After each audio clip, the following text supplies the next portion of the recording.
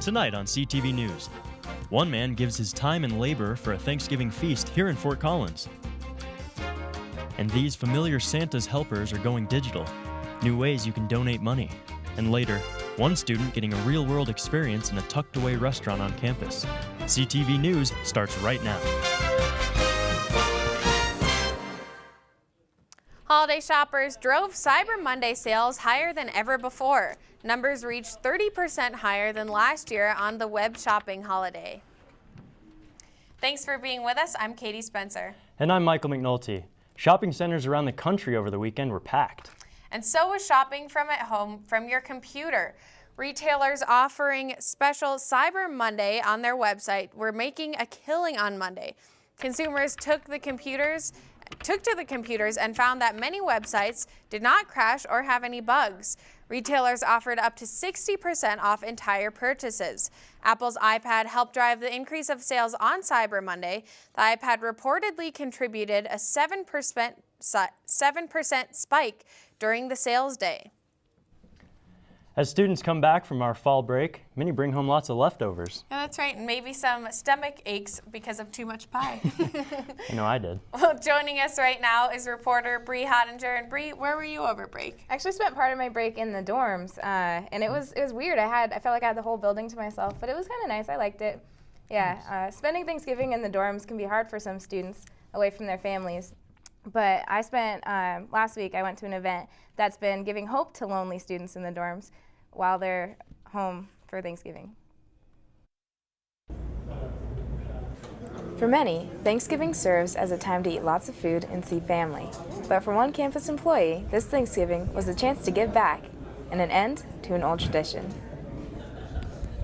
It's basically my chance to say thank you back to my residents, and it's something I've done for years of just bringing in a traditional Thanksgiving dinner. Every year, Gatewood has single-handedly prepared enough dinner to feed 40, with days of cooking and a couple donations along the way. 3 smoked turkeys, 6 pies, and tons of food made this a plentiful meal. But even more overwhelming was the sense of gratitude. I think it's amazing, especially I'm really homesick today, and I miss Thanksgiving, I miss my family, and it's pretty neat to have everyone come around from all over, and we can sit down and have a nice meal. This is my first time celebrating Thanksgivings, and it's my first Thanksgiving feast, and I'm really liking it. And students aren't the only ones whose hearts are touched. I love doing it, and it will be my last, so it's bittersweet. I've loved doing it over the years. After 37 years, Gatewood's Thanksgiving legacy will surely be missed. But for many students, he leaves behind a fond memory that will not be soon forgotten. This was Gator's last year hosting the dinner because he's retiring, but many people said they're sorry to see the tradition and Gator go, and they really appreciated Gator for putting it on for them. Oh, great story, Bree. Thanks. Well, the Salvation Army bell ringers are out again. And donating outside of your grocery store might get a little bit easier. Coming up, new ways you can give money to Santa's helpers with the bells. Colorado State University is committed to expanding access to education. Today, that includes online learning. CSU brings faculty and programs to students around the state and around the world. With flexibility to earn a degree online from a world-class university, and the ability to balance education with work and family. Learn more at succeedwithcsu.org. So, I got this new family, and I don't know what it is about this one, but she can't seem to put down that toy all day long. Tap, tap, tap, tap. Oh, and she even talks to it. She talks to that more than she talks to him. What's up, bro? Nice shirt. Who's she talking to? Her mom? She talks to her mom a lot. It's almost December, and the weather has been warm with very little snowfall. Some people are getting nervous about the ski season. We talked to students on campus to hear their thoughts of this year compared to last. I actually didn't. The weather was there's just not a lot of snow. Last year's season was all right. The snowfall kind of fluctuated where I went. We were at A basin a lot, so I mean it would have been nice if it was a little more consistent. We haven't gotten much snow this year either, so I don't think it's very good yet. But hopefully it changes. I'm excited to see what happens. I haven't gone up too many times, it's just beginning, so we'll see what the rest of it shapes up like. I'm hoping it's good. I think it will be. I heard it's something about an El Nino year, so maybe we'll get a lot of snow. According to CSU climatologist Nolan Duskin, we can't write off this year just yet. It's hard to forecast months in advance, but weather patterns could easily change before Christmas. And even if we get half the average of snow this year, resorts will be fine due to their man-made snowmaking abilities. Duskin says the problem last year was that there was not any snow in March, which is our big snow month. So he says to give it until Christmas before making any prognosis. So. You know, I'm not a big fan of the snow, but even I'm getting a little nervous about when it's going to come. I know. If it's cold out, I want to see snow. Yeah. But it's been warm, which is nice. Yeah. Is it going to get any warmer, any colder, Ashley? It's going to get warmer, guys, this week, so any snow enthusiasts are going to be disappointed. But after a very chilly day yesterday, the seasonal temps are back in the forecast for a while. Wind gusts are picking up over the area, increasing the fire danger, and a red flag warning was in effect for the foothills today. The drier and warmer conditions continue into Wednesday, and we should be seeing lots of sunshine over the next few days. Let's take a look at the highs across the state today. In Denver, we got to 61. Lyman was 64. Across the I-25 corridor, got into the upper 50s and 60s, and today in Fort Collins, we saw 57. The weather in our area is looking nice over the next 7 days. The high temps continue to go up as we head into the weekend. Thursday and Friday will be close to 60 degrees and sunny.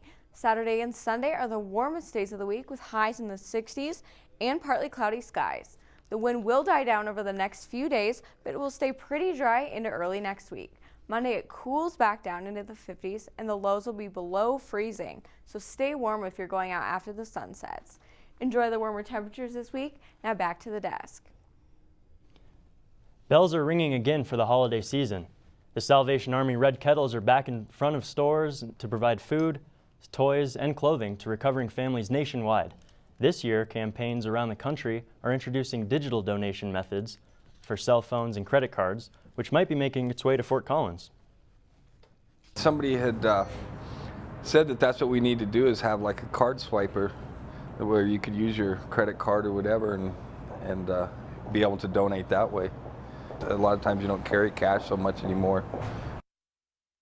Students at CSU get hands-on learning experience all around campus. That's right, and in some spaces that a lot of students don't even know about. Coming up, Katie shows us one student doing just that.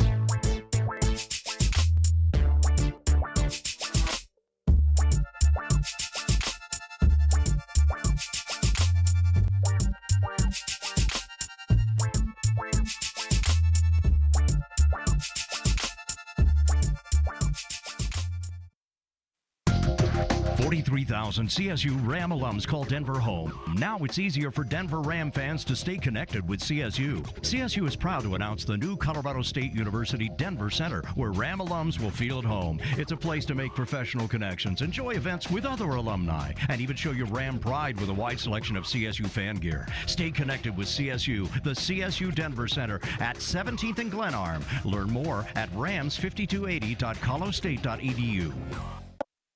Students obviously come to CSU to learn through a classroom setting, but some students get to learn through doing. The Aspen Grille in the LSC is a student-run restaurant to give students some experience before going out into the real world. Thank you all so much for coming in. Have a great afternoon.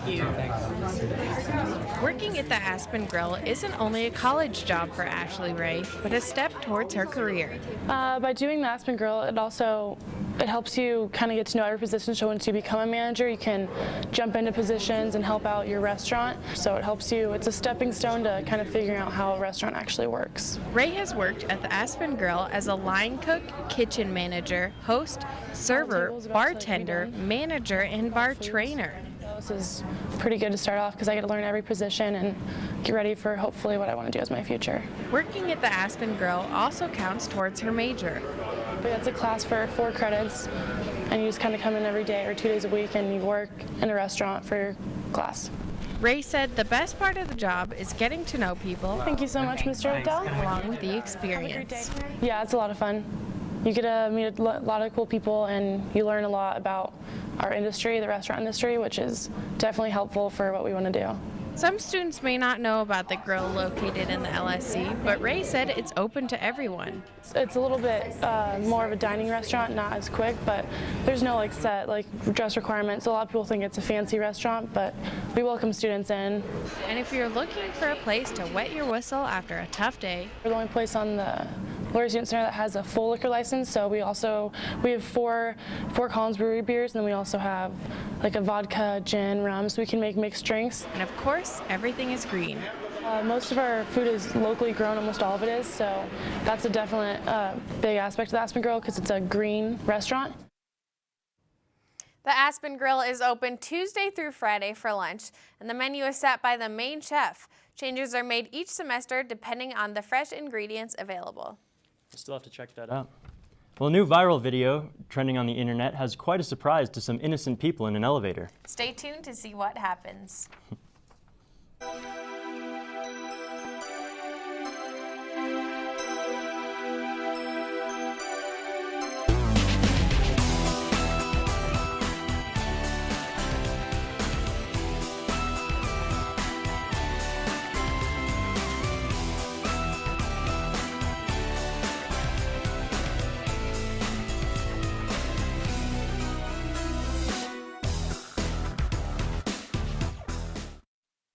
So, I'm kind of new here, but I've noticed a trend. My human does this funny thing where she goes around and gets all my toys, and then she hides them in that basket by the door. But it's always the same basket, and it's always in the same place. And then she acts so surprised when I find them, but, she's putting them in the same basket. Again. It's like, hello? That's where you put it last time. You were the worst at hide and go seek. A new YouTube video is trending out of Brazil this week that scares people in an elevator. The plot was for people to board an elevator, then the lights begin to flicker. After the lights go completely out, a little girl dressed as a ghost holding a doll crawls through the walls. The lights come back on and the terror continues. At some point, she even screams at the people, scaring them even more. Jeez. Now, would this scare you if this happened to you? Initially, yeah. I think I'd freak out at first, but then I'd think someone's, messing with me. Oh yeah, there she is climbing through the wall. She has to be pretty quick, I feel like. I know. I'm surprised somebody doesn't just punch her in the face. Have you seen those videos? Nice. I wonder if they thought about that. We'll see another video coming up. Well, it's the last community calendar for the semester. Wednesday night, come check out the Environmental Documentary Film Night at 7 in the Behavioral Sciences Building. The event features climate change and its effect on land and people. And with chilling temperatures this week, come join the Office of International Programs for tea. This event is a great opportunity to learn about cultures and share your own experiences. The event starts off at 3:30 in Laurel Hall. The CSU Marching Band is previewing the Parade of Lights this Thursday at 6. The preview will take place outside the UCA. Following the parade, come warm up with refreshments and dessert inside Griffin Lobby. And if you can't make it Thursday, come show your support down in Denver Friday night for the 9 News Annual Parade of Lights. And do you have unpaid parking tickets before the end of the semester? Well, Parking Services is hosting Food for Fines from November 26th through December 14th. Bring in non-perishable food items to the office in the Lake Street Garage and receive $5 off for your fine. That's a good idea. Yeah. I wish it worked in Denver. I know. Well, that's all the time we have tonight. This is our last Tuesday show of the semester. Thanks for a great season. Have a good night.